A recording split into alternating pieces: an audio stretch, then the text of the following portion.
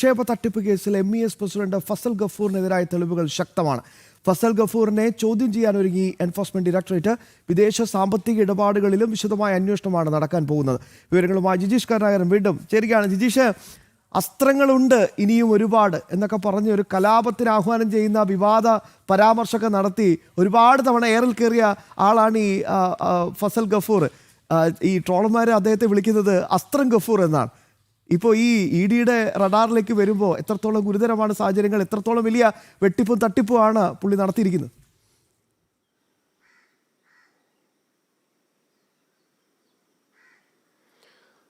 ശ്യാം പറഞ്ഞതുപോലെ തന്നെ ചാനൽ ചർച്ചകളിലടക്കം പങ്കെടുത്തുകൊണ്ട് വലിയ വിവാദങ്ങൾക്ക് പലപ്പോഴും തിരികൊളുത്തുന്ന വിവാദ പ്രസ്താവനകൾ നിരന്തരമായി നടത്തുന്ന ഫസൽ ഗഫൂർ, എന്നാൽ ആ ഫസൽ ഗഫൂർ കൃത്യമായ കുരുക്കിലേക്ക് തന്നെയാണ് നീങ്ങുന്നത് എൻഫോഴ്സ്മെന്റ് ഡയറക്ടറേറ്റ് നടത്തുന്ന അന്വേഷണത്തിൽ. കാരണം സാമ്പത്തിക ക്രമക്കേടുകളുമായി ബന്ധപ്പെട്ട്, കള്ളപ്പണ ഇടപാടുകളുമായി ബന്ധപ്പെട്ട് ഫസൽ ഗഫൂറിനെതിരെ നിരവധി പരാതികൾ ലഭിച്ചിരുന്നു. ഇതിന്റെ ഭാഗമായി ആദ്യം നടക്കാവ് പോലീസ് സ്റ്റേഷനിലടക്കം കേസുകൾ രജിസ്റ്റർ ചെയ്തു. അതിന്റെ തുടർച്ചയായി അതിന്റെ അടിസ്ഥാനത്തിലാണ് ECIR ED രജിസ്റ്റർ ചെയ്യുന്നത്.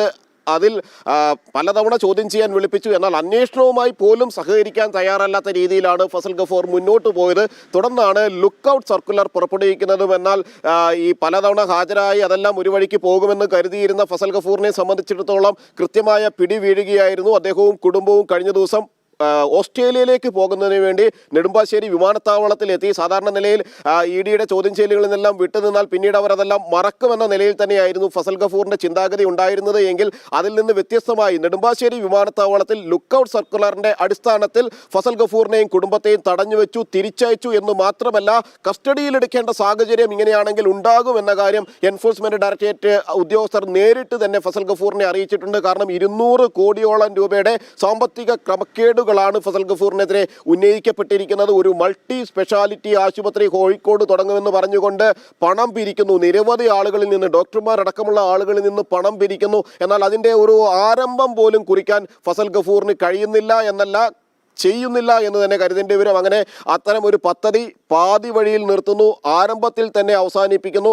അതുകൊണ്ട് തന്നെ തങ്ങൾക്ക് വലിയ സാമ്പത്തിക നഷ്ടമാണ് ഉണ്ടായത്. നിക്ഷേപകരെ വഞ്ചിക്കുക എന്ന ലക്ഷ്യത്തോടു കൂടി തന്നെയാണ് ഈ ഫസൽ ഗഫൂർ ഇത്തരത്തിൽ പണപ്പിരിവ് നടത്തിയിരിക്കുന്നത് എന്ന കാര്യമാണ് ഈ പരാതിക്കാരെല്ലാം തന്നെ ചൂണ്ടിക്കാണിച്ചിരിക്കുന്നത്. ഇതിലാണ് ഏറ്റവും സുപ്രധാനമായ തെളിവുകളും ഏറ്റവും സുപ്രധാനമായ മൊഴികളും എൻഫോഴ്സ്മെന്റ് ഡയറക്ടറേറ്റ് ഉദ്യോഗസ്ഥർക്ക് ലഭിച്ചിരിക്കുന്നത്. അതിന്റെ അടിസ്ഥാനത്തിലാണ് ലുക്കൌട്ട് സർക്കുലർ പുറപ്പെടുവിച്ചതും. ഒരിക്കൽ കൂടി വിശദമായി ചോദ്യം ചെയ്യാൻ ഹാജരാകാനുള്ള ഒരു നിർദ്ദേശം നൽകാൻ വേണ്ടി സമൻസ് അയക്കാൻ ഒരുങ്ങുകയും ചെയ്യുന്നത്. കാരണം നിരവധി തവണ ചോദ്യം ചെയ്തപ്പോൾ അക്കാര്യത്തിൽ സമൻസ് തനിക്ക് ലഭിച്ചില്ല, ഇമെയിലിൽ ലഭിച്ച സമൻസ് താൻ കണ്ടില്ല എന്നെല്ലാമുള്ള ഒരു ന്യായീകരണമാണ് ഫസൽ ഗഫൂർ പറഞ്ഞത്.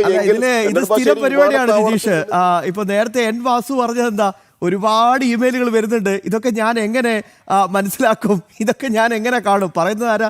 തിരുവിതാംകൂർ ദേവസ്വം പ്രസിഡന്റ് സ്ഥാനത്ത് ഇരിക്കുന്ന സമയത്ത് ഈ വരുന്ന മെയിൽ പോലും നോക്കുന്നില്ല എന്ന് പറഞ്ഞാണ് ഇപ്പോൾ ഇതാ അകത്തേക്ക് പോയല്ലോ.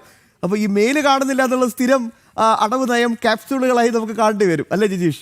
മാത്രമല്ല ഇതിൽ ഏറ്റവും പ്രധാനപ്പെട്ട കാര്യം പല തവണ നോട്ടീസ് അയച്ചിട്ടും ഹാജരായില്ല. ഗുരുതരമായ കുറ്റമാണ്.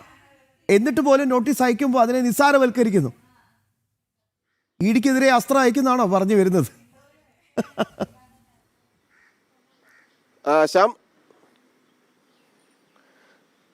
ശ്യാം, നമുക്കൊരു കാര്യം ഉറപ്പിക്കാം, ഇനിയെങ്കിലും ഫസൽ ഗഫൂർ ഇമെയിലുകൾ ചെക്ക് ചെയ്യുമായിരിക്കും. കാരണം ഫസൽ ഗഫൂറിന് കാര്യങ്ങൾ മനസ്സിലായിട്ടുണ്ട്. ഇമെയിൽ ചെക്ക് ചെയ്യാതിരിക്കുന്നത് ഒരു ചെറിയ സംഭവമല്ല എന്ന് ഫസൽ ഗഫൂർ മനസ്സിലാക്കിയിരിക്കുന്നു എന്ന് നമുക്ക് ഇതിൽ നിന്ന് വ്യക്തമാണ്. കാരണം അല്ലെങ്കിൽ ഓസ്ട്രേലിയ യാത്ര മുടങ്ങും, UK യാത്രകൾ മുടങ്ങും, കുടുംബസമേതം പോയ ആ സന്തോഷം തിരിച്ച് നാട്ടിലേക്ക് കോഴിക്കോടേക്ക് മടങ്ങുമ്പോൾ ഉണ്ടാകില്ല എന്ന കാര്യം ഫസൽ ഗഫൂർ മനസ്സിലാക്കിയിട്ടുണ്ട്. ED ചെറിയ മീനല്ലെന്ന് കൃത്യമായി തന്നെ എല്ലാവർക്കുമെതിരെ അസ്ത്രങ്ങൾ ഉന്നയിക്കുന്ന ഫസൽ ഗഫൂറിന് കൃത്യമായി മനസ്സിലായിട്ടുമുണ്ട് എന്ന് തന്നെ നമുക്ക് ഈ ഒരു സാഹചര്യത്തിൽ വ്യക്തമാവുകയും ചെയ്യുന്നുണ്ട്.